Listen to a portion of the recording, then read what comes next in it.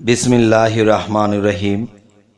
হে সমস্ত জগতবাসী, আজ আমি আপনাদের সামনে যে আলোচনাটি নিয়ে হাজির হলাম, সে আলোচনাটি আমাদের 30 পারা কোরআনের সূরা হাক্কাহ এর আমল ও ফজিলত। এর আমল ও ফজিলত যদি কেউ নিয়মিত করতে পারে, তার কি কি হতে পারে, আজকে এই বিষয়ে আলোচনা করব।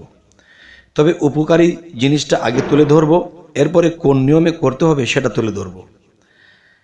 যে প্রথমত সূরা হাক্কাহ যদি কেউ নিয়মিত পাঠ করে, তাহলে কি হবে, যে এই ব্যক্তির মৃত্যুর পরে কবরে যখন জলসব করা হবে, মুনকির এবং নেকির আসিয়া যখন জিজ্ঞাসা করিবে, তখন সেই জিজ্ঞাসা জিনিসটি যে কিছু কিছু বান্দার কাছে কঠিন হয়ে যায়, কারো মুখ দিয়ে কথা বের হয় না, অনেক সমস্যা দেখা দেয়, তখন কিন্তু যে বয়রা ফেরেস্তা এবং দেখা যায় কানা ফেরেস্তা, অন্ধ ফেরেস্তা, এরা এসে তাকে গুর্জ দিয়ে মারতে থাকে। আর যদি জল সব করতে পারে, জবাব দিয়ে দিতে পারে, তাহলে কিন্তু সে রক্ষা পেয়ে যায়। তো আজকের কথাটি হলো কি, যে সূরা হাক্কাহ এই সূরা 71 বার পাঠ করলে কবরের জবাবদিহি আপনার একেবারে সহজ করে দেবেন আল্লাহ। সুবহানাল্লাহ, আলহামদুলিল্লাহ।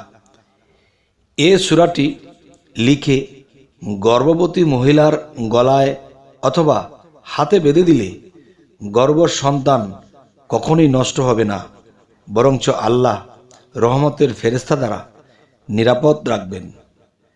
আচ্ছা, এই কথাগুলো আমার নয়, এই কথাগুলো দেখা গেছে যে আল্লাহর কোরআনের কথা। যে আল্লাহর 30 পারা কোরআনের কথা আমরা যদি বলি যে এই আয়াতের কথাটি ঠিক নেই, সেই আয়াতের কথাটি ঠিক নেই, তাহলে কিন্তু আমাদের ঈমান থাকবে না। তাহলে আমরা কিন্তু আপনাদের সামনে যে আলোচনাটি করতেছি, যে পূর্ণ বিশ্বাস করতে হবে, কারণ এই পৃথিবী উল্টে যাবে, এই পৃথিবী ধ্বংস হবে, কিন্তু আল্লাহর কোরআন কিন্তু ধ্বংস করতে পারবে না কেউ, এবং আল্লাহ এটাকে অক্ষুণ্ণ রাখবে।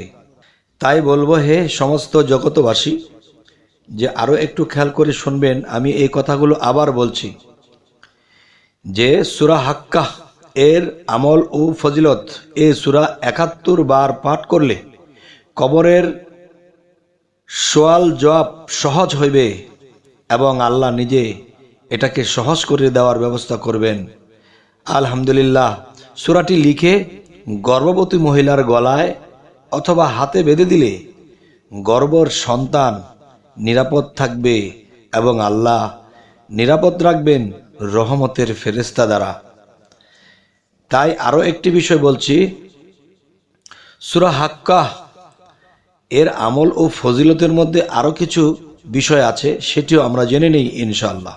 সেটি হলো, দেখুন, শিশু জন্মগ্রহণের সময় এ সূরা পাঠ করলে, পানিতে ফুঁক দিলে, সে পানি শিশুর মুখে লাগালে শিশুটি তীব্র জ্ঞানী হবেন ইনশাআল্লাহ। তীব্র জ্ঞানী হবেন কেন? দেখুন, সূরা হাক্কাহ এর আমল ও ফজিলতের মধ্যে পাওয়া যায় যে এই হাক্কাহ সূরার মধ্যে দেখা গেছে, আমরা যদি হাকিম লিখি, হাকিম কে? আল্লাহ। তাহলে হাকিম যিনি, তিনি কিন্তু জ্ঞানী, মহাজ্ঞানী।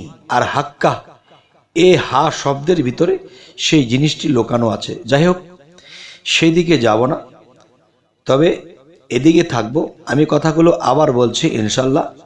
শিশু জন্মগ্রহণের সময় এ সূরা হাক্কাহ পাঠ করলে, পানিতে দম করে বা ফুঁক দিয়ে সে পানি শিশুর মুখে লাগালে সেই শিশু তীব্র জ্ঞানী হবে, মেধাবী হবে, এবং প্রচণ্ড চতুরঙ্গ হবে।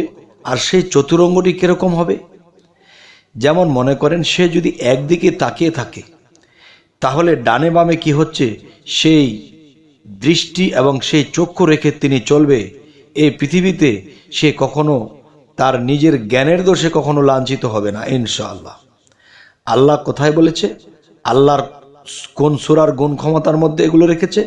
সূরা হাক্কাহ এর আমল ও ফজিলতের মধ্যে রেখেছেন। তাই বলবো কি, যে অনেক মানুষের পৃথিবীতে তারা সন্তান জন্ম দিয়েছে, সেই সন্তান কুসন্তান হয়ে গেছে, লেখাপড়ায় মন নেই, মানুষের সাথে দুষ্টামি করে, মানুষের ক্ষয়ক্ষতি করে, গালাগালি করে, বাবা মাকে মানে না। তাহলে এই ধরনের বাবা মা যদি কোনোদিন কোনো সুসন্তান চান, তাহলে অবশ্যই আপনারা এ সূরা নিয়মিত পাঠ করবেন।